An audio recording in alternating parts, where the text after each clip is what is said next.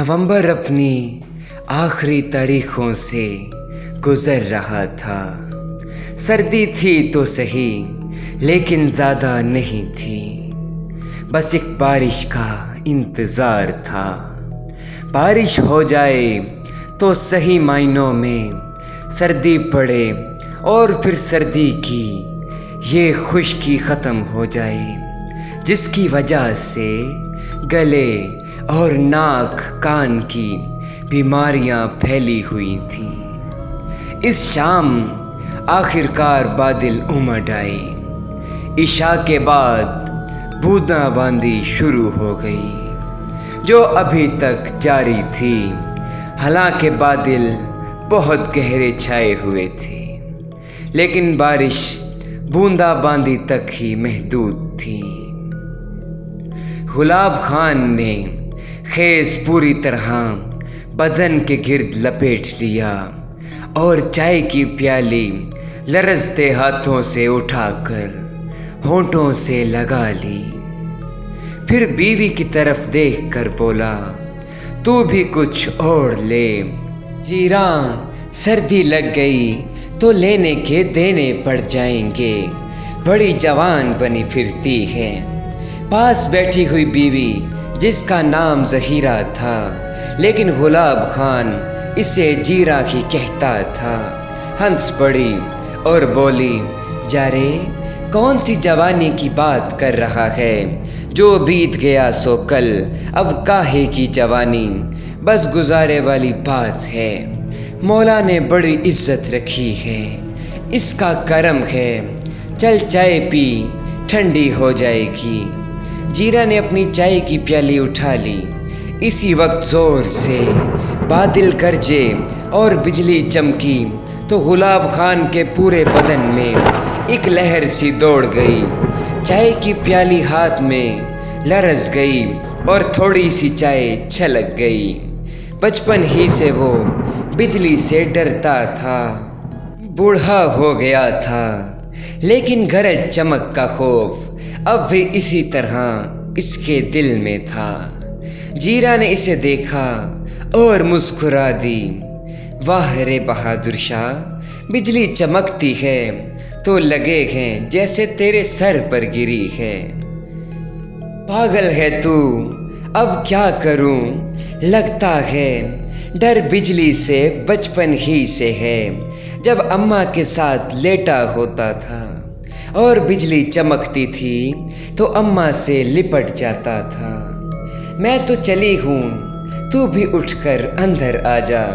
बिला वजह ठंडक लग गई तो बुखार आ जाएगा। तू जा जीरा, मैं बैठूंगा। अभी तुझे मालूम है कि बारिश का मेरे दिल से गहरा ताल्लुक है। जब भी आसमान से बूंदें गिरती हैं, मेरा दिल चाहता है कि गुलाब खान को कोई अच्छा जुमला ना मिल सका। जीरा उठकर अंदर चली गई थी। गुलाब खान ने अपनी चाय का आखिरी घूंट भरा और प्याली एक तरफ सिरका दी। फिर बेड़ी तलाश करने लगा। वो बिजली से अपने खौफ पर खुद हंसने लगा था। भला ये भी कोई डरने की चीज़ है? पूरी उम्र बिजली की चमक और बादल की गरज देखी थी, पर न जाने इस उम्र में भी ये खौफ अभी तक दिल से क्यों नहीं निकला था। बेड़ी मिल गई और इसने इसे सुलगा कर होंठों में दबा लिया। फिर 2-3 गहरे गहरे कश लिए। ये बेड़ी भी क्या चीज़ है, बस इसका सिरा सुलगा नहीं कि मुंह से बोलने लगती है, बातें करती है, दिल बहलाती है, एहसास दिलाती है कि मैं हूँ, खुद को तन्हा क्यों समझ रही हो। वो खामोशी से बैठा सन्नाटे में दूर दूर तक निगाहें दौड़ाने लगा। ताहद्दे नज़र सोने वाले मनो मट्टी के नीचे सो रहे थे। कब्रें दूर दूर तक फैली हुई थी, ऊंची नीची पथरीली कुतबों से मुज़य्यन, कुछ संगे मरमर से आरास्ता और कुछ ऐसी जिनका कोई पुरसाने हाल ही नहीं था, लेकिन वो इन सब का पुरसाने हाल था।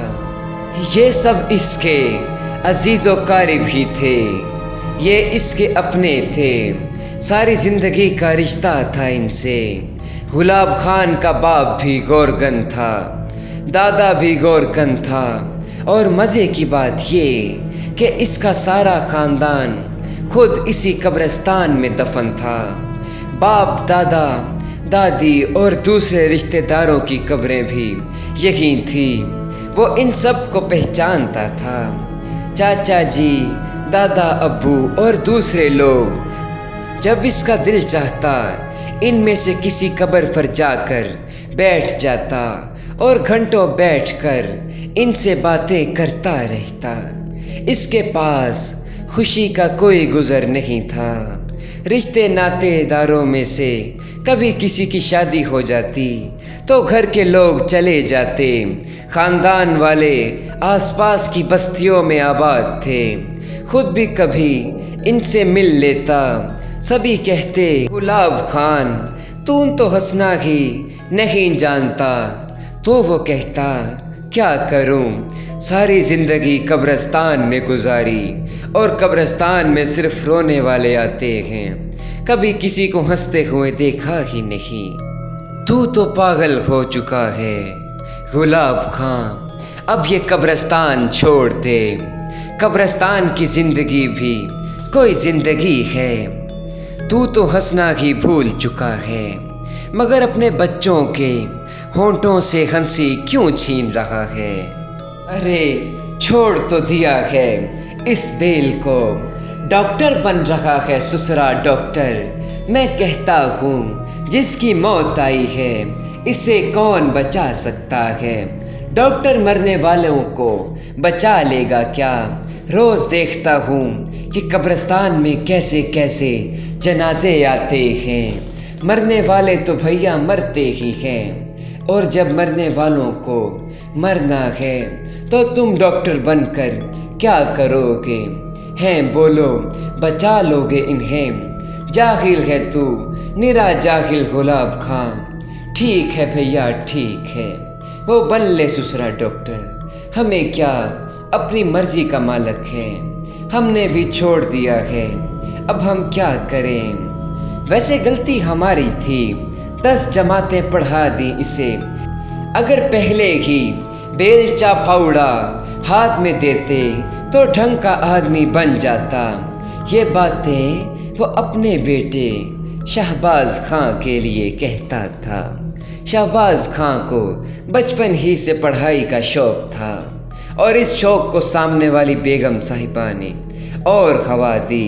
सच्ची बात है कि अगर बेगम साहिबा तवज्जो ना देती तो शहबाज आज अपने बाप के साथ ही होता।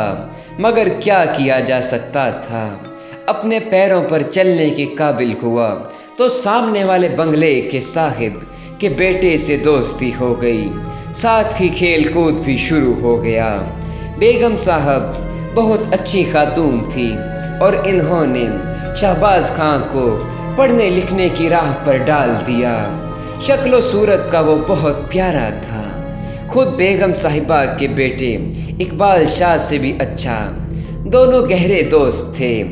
फिर बेगम साहिबा एक दिन खुद चलकर कब्रिस्तान में आई और इससे बोली, गुलाब खां मुझे जानते हो। अरे बेगम साहिबा, आपको क्यों नहीं जानेंगे, माई बाप है आप हमारी।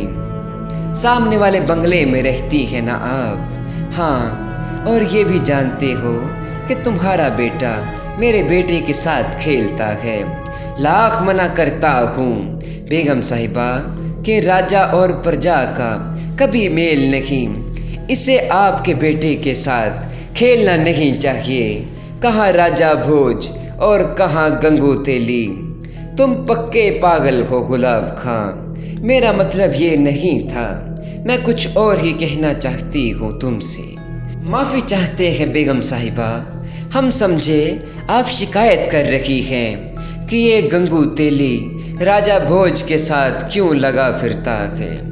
जी नहीं, बल्कि मैं ये कह रही हूँ कि गंगू तेली राजा भोज का दोस्त है और राजाओं के दोस्त राजा ही होते हैं, कोई गंगू शंगू नहीं होता। मैं तुमसे एक दरख्वास्त करती हूँ। अरे बेगम साहिबा, हाथ जोड़ते हैं आपके सामने, आप माई बाप हैं हमारी।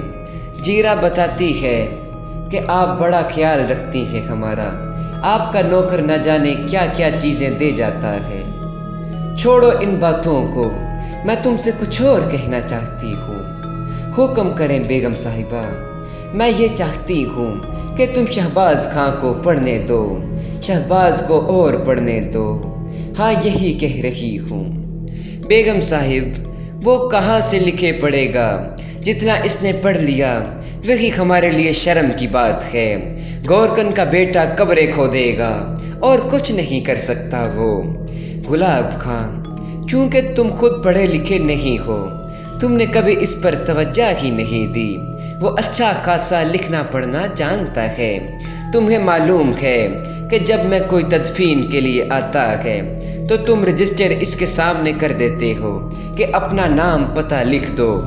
अगर तुम वो रजिस्टर शहबाज को दो तो ज़रा देखो वो कैसा लिखता है उस पर। गुलाब खां का मुंह हैरत से खुले का खुला रह गया। हाँ गुलाब खां, मैट्रिक कर लिया है उसने, समझे? मैट्रिक कर लिया है, 10वीं क्लास पास कर ली है। अल्लाह जानता है जी, हमें ये सब कुछ अच्छा नहीं लगता, मगर जो कुछ मैं तुमसे कह रही हूँ इसे गौर से सुनो।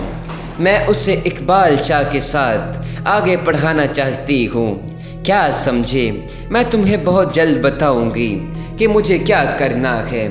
तुम्हारी समझ में ये बात नहीं आ सकती कि मैट्रिक क्या चीज़ होती है और इसके बाद की ज़िंदगी क्या है। लो, कुछ पैसे रख लो, तुम्हारे काम आएंगे। बेगम साहिबा ने 2000 रुपये निकाल कर गुलाब खां के हाथ पर रख दिए। 2000 के नोट गुलाब खां के मुंह पर क्या पूरे बदन पर ताले लगाने के लिए काफ़ी थे। फिर इसके बाद वो कुछ ना बोल सका, अलबत्ता बेगम साहिबा ये कह कर गईं कि वो दोबारा इसके पास आएंगी और 3-4 दिन के बाद दोबारा इसके पास पहुंच गई। सो मेरे प्यारे दोस्तों, आपको हमारी ये आज की एपिसोड कैसी लगी? मिलते हैं इसकी एपिसोड 2 में। तब तक के लिए खुदा निगहबान।